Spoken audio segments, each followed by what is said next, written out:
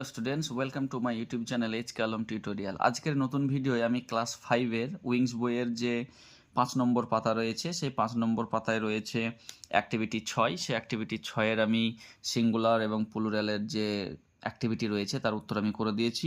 তো তোমরা যারা আমার চ্যানেলে নতুন তারা অবশ্যই আমাদের চ্যানেলটিকে সাবস্ক্রাইব করো এবং সাবস্ক্রাইবের পাশে যে বেল আইকন রয়েছে সেটিকে ক্লিক করো। দেখো এখানে রয়েছে change the singular numbers into plural number. Singular নাম্বারকে মানে এক বচনকে কি করতে হবে, প্লুরাল নাম্বার মানে বহু বচন করতে হবে। এবার কিছু নিয়ম রয়েছে, দেখো এদিকে আমি নিয়মটা পড়ছি। ছাত্রছাত্রীরা শব্দগুলি সিঙ্গুলার থেকে প্লুরাল করার সময় মনে রাখবে শব্দের শেষে যদি এস বা এসএস বা সিএইচ বা এসএইচ বা ও থাকে তাহলে প্লুরাল করার সময় আমরা ইএস যুক্ত করব। আবার শব্দের শেষে যদি ওয়াই থাকে এবং তার আগে যদি কনসোনেন্ট বা ভয়েল সাউন্ড থাকে তার একটা নির্দিষ্ট নিয়ম রয়েছে, আমি সেটা তোমাদেরকে বলে দেবো। তারপরে দেখো এখানে রয়েছে যে কোনো শব্দের শেষে যদি এফ বা এফ ই থাকে তাহলে তাকে প্লুরাল করার সময় ভিইএস যুক্ত করতে হয়। তো দেখো প্রথমে যেটা রয়েছে শার্ট, শার্ট মানে একটি জামা, তাহলে প্লুরাল করার সময় শুধু এস যুক্ত হয়েছে শার্টস। ঠিক আছে, তাহলে এটা হলো।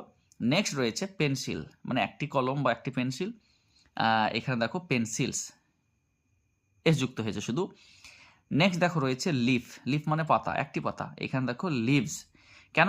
আমরা যে নিয়মটা পড়েছিলাম কোনো শব্দের শেষে এফ বা এফ ই থাকলে সেটা এফটা উঠে গিয়ে ভিএস হয়ে যাবে, তাহলে দেখো এখানে এফটা উঠে গিয়ে ভিইএস হয়েছে। চেরি, দেখো শব্দের শেষে ওয়াই আছে, আমরা এখানে একটা নিয়ম দেখেছিলাম যে ওয়াই থাকলে তার আগে কনসোনেন্ট আছে না ভয়েল আছে সেটা আমাদেরকে দেখতে হবে। তো আমরা চেরি বানানো দেখলাম শেষে ওয়াই রয়েছে এবং ওয়াইয়ের আগে কনসোনেন্ট রয়েছে, তাহলে ওয়াইয়ের আগে যদি কনসোনেন্ট থাকে তাহলে নিয়ম হচ্ছে ওয়াইটা উঠে যাবে দিয়ে আইইএস হবে, তাহলে চেরি চেরিজ। নেক্সট দেখো ওয়াইফ, এফ ই আছে, তাহলে এফ ই থাকলে উঠে গিয়ে কি হবে, ভিইএস হবে, ওয়াইভস। বুঝতে পেরেছো? দেখো পিয়ানো, তাহলে পিয়ানো শেষে ও রয়েছে, তাহলে এখানকার নিয়ম অনুযায়ী দেখো শেষে যদি ও থাকে তাহলে আমরা ইএস বসাবো, কিন্তু এটি একটি ব্যতিক্রম। এখানে পিয়ানো শেষে ও রয়েছে, তা সত্ত্বেও আমরা ইএস বসাবো না, আমরা শুধু এস বসাবো, তাহলে পিয়ানো পিয়ানোজ হবে। বুঝতে পেরেছো? এটি ব্যতিক্রম। নেক্সট দেখো বলছে বেরি, বেরি শেষে ওয়াই রয়েছে আর তার আগে দেখো কনসোনেন্ট রয়েছে, তাহলে আমরা যে আগের নিয়মটা দেখলাম চেরির ক্ষেত্রে একই নিয়ম আমরা বেরির ক্ষেত্রে দেখব। বেরি কি হয়ে গেল, বেরিজ হয়ে গেল, ওয়াইটা উঠে গিয়ে আইএস হয়েছে। নেক্সট হাউস, দেখো হাউস কি হয়েছে, হাউসেস, শেষে ই রয়েছে তাহলে সঙ্গে শুধু এস যুক্ত হয়েছে। তারপর দেখো পটাটো রয়েছে, পটাটো শেষে রয়েছে ও, তাহলে আমরা এখানে শেষে যে ও থাকলে ইএস বসাতে হয় সেই নিয়মটাকে ফলো করব, তাহলে পটাটোর শেষে ও আছে, আমরা বহুবচন করার সময় ইএস বসালাম অর্থাৎ পটাটোজ হলো।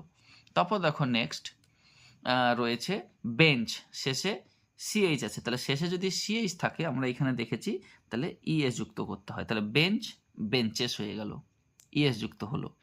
নেক্সট দেখো রাইনো, শেষে ও রয়েছে কিন্তু এই নিয়মে হবে না যে ইএস বসাতে হবে, সেটা ব্যতিক্রম একটা নিয়ম যেটা আমরা পিয়ানোর ক্ষেত্রে দেখলাম, পিয়ানো থাকলে পিয়ানোজ হবে, ইএস হবে না শুধু এস হবে। একই রকমভাবে রাইনো শেষে ও আছে তাহলে এখানে ইএস হবে না শুধু এস হবে, রাইনোজ। তারপর দেখো উইং, উইং শুধুমাত্র একটা এ যুক্ত হয়ে উইংস হয়েছে। তো আশা করছি তোমাদের এই ভিডিওটা খুব ভালো লেগেছে। তো এ ধরনের রেগুলার আপডেট পাওয়ার জন্য তোমরা অবশ্যই আমার এই চ্যানেলের সঙ্গে যুক্ত থাকো, আমার চ্যানেলটিকে সাবস্ক্রাইব করে রাখো এবং সাবস্ক্রাইবের পাশে যে বেল আইকন আছে সেটিকে ক্লিক করে রাখো। ধন্যবাদ।